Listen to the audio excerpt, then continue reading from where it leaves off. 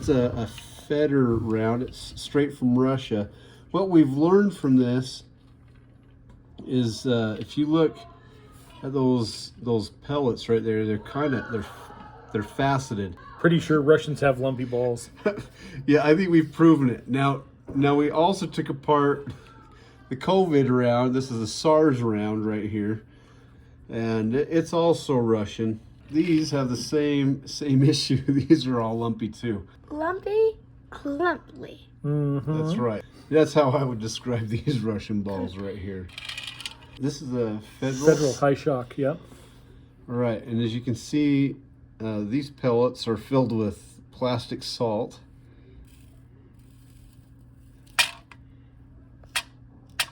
Those are lumpy too. They're lumpy balls too.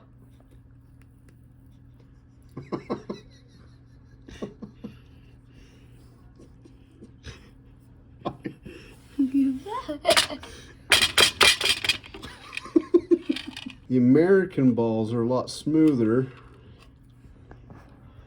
and there's a larger quantity of them 12. in there. These are labeled as double out buck. These labeled as double out buck, as are these. But you can see the Federal ball is really spherical, very smooth. There are, let's just make certain for scientific reasons, we have 12 pellets as opposed to 9 pellets in the Russian rounds. Now the Russian rounds, I'm going to say, if you do an even comparison, they're probably single out. I think so. We'll have to do some measuring. So this is a 3-inch Federal high shock double out buck. This is 15 pellet. I'm not sure if the 3-inch Magnum comes with the buffer or not. This is the scientific method to remove the end of the husk on these 12 gauge rounds. That one has salt in there. It does, doesn't it?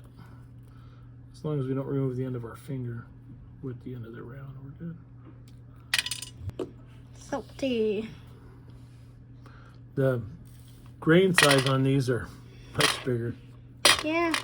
Yeah, there's 15 in there as advertised. This double up buck, same size. Basically 32 caliber. Clean all the saltiness off these balls and get a good measurement. 32. So we've got consistency with the American balls. And we're close to 34. Try another one. These, I believe, are the Feder. Yeah, 33.9 or 0.339. So basically 34. These are the SARS. They're 34.1.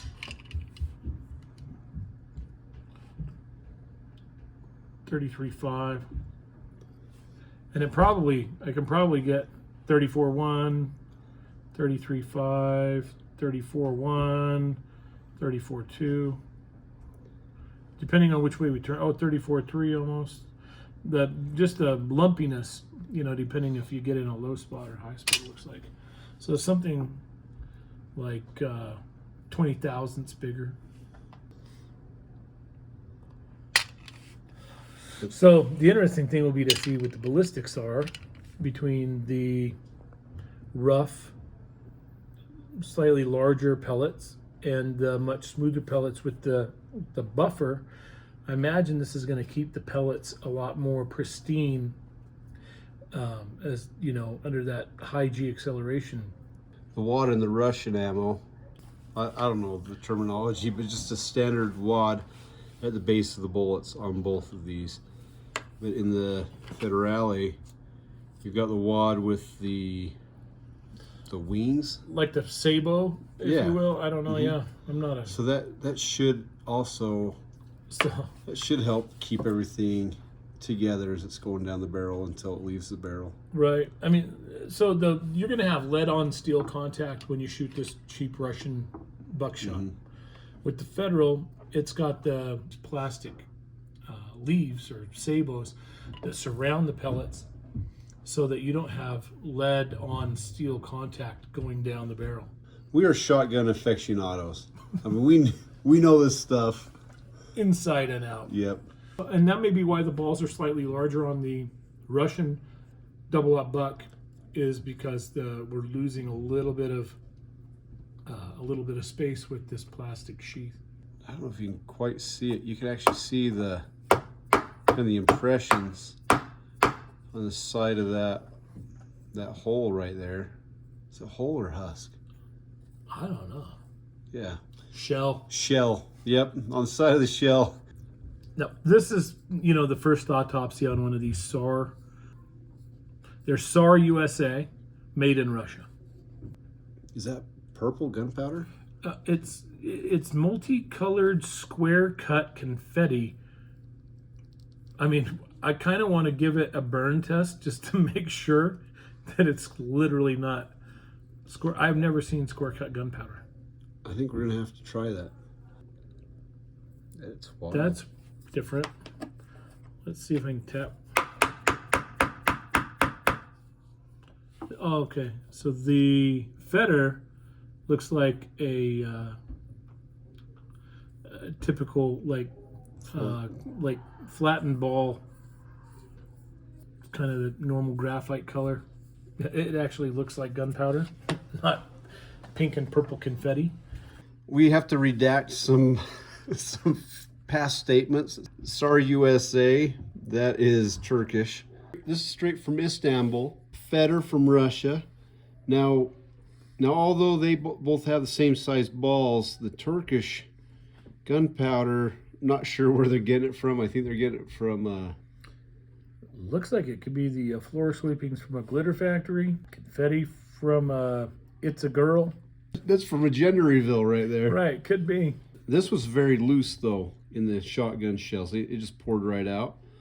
On the Federales, that stuff was packed in there tight. You can even see how it's kind of clumpy.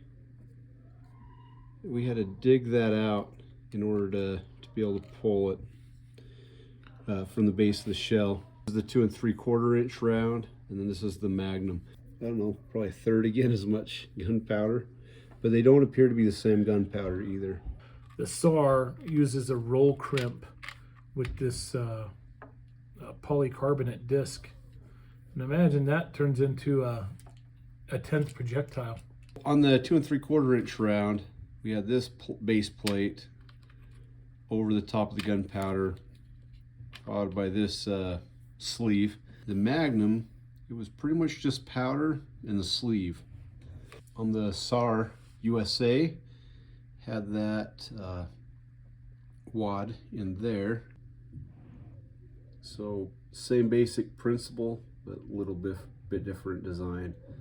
But and then these were fairly easy to get out of the shells, where on the Federal, the tolerances were a lot tighter. They were extremely difficult to get out. The 3.5 inch Magnum, I mean, I had to get pliers to pull that sucker out of there. I mean, it was really tight. Now, with as much gunpowder as they're putting behind it, it's going to have no problem ejecting that charge out the barrel. Definitely going to get leading in your barrel with this low-cost buckshot.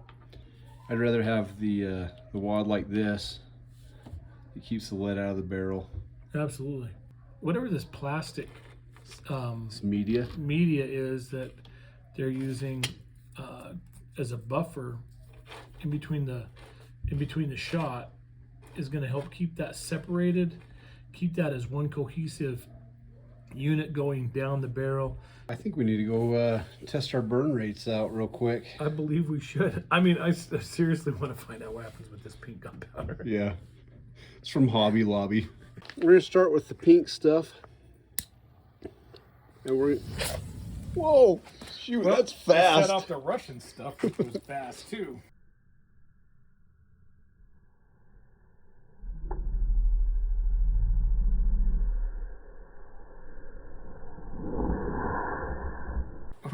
let's see what the Federal does. We'll start with the 2 3/4 inch.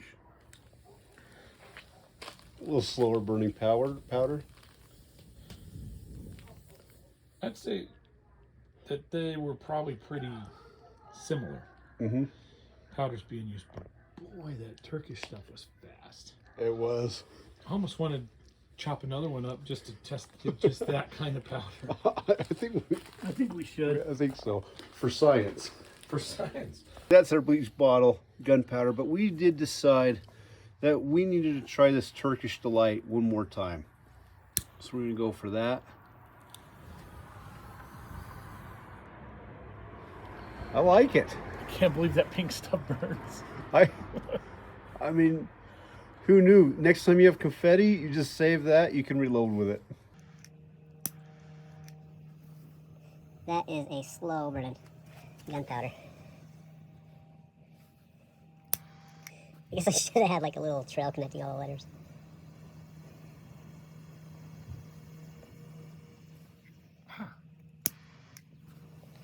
I'm sure the missus is really gonna like this on the front porch.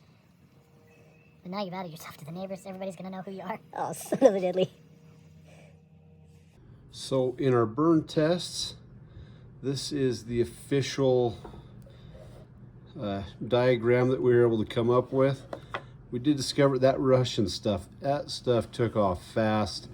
Ended up lighting the Turkish stuff, so we lit it again. It is some of the weirdest gunpowder we've ever seen in our lives.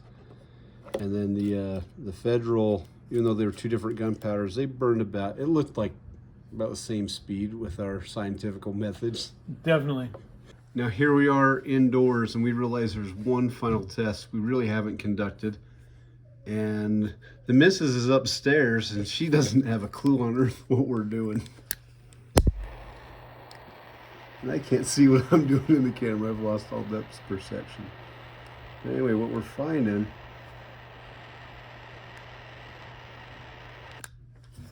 oh, it is slightly flammable. Can't quite tell with this, I don't think. But it's kind of put a clear layer. So that's some type of a polymer that they've put on there. Listen, you saw it here first. This is the high quality material we like to bring you. We're cutting edge. Only the best of scientific studies and research. What's the next step? You go to your 357 shot capsule and you load up a little combo load. We decided if we loaded the front portion of it with birdshot, and then we could put that 32 caliber double-aught buck down at the base of it, we could stay in that 357 range, and I imagine these are going to be highly effective. Those are some nice boots you got there, Waldo. Yeah, well, you know, in the desert we don't use them much. Apparently that hot, dry air is not good for rubber boots. I'm losing parts now. I think I may have a problem. I think those are going to suit you well for a nice Utah winter. Yeah, looks like a trip to the hardware store is in order. Those You are got any duct tape? not enough.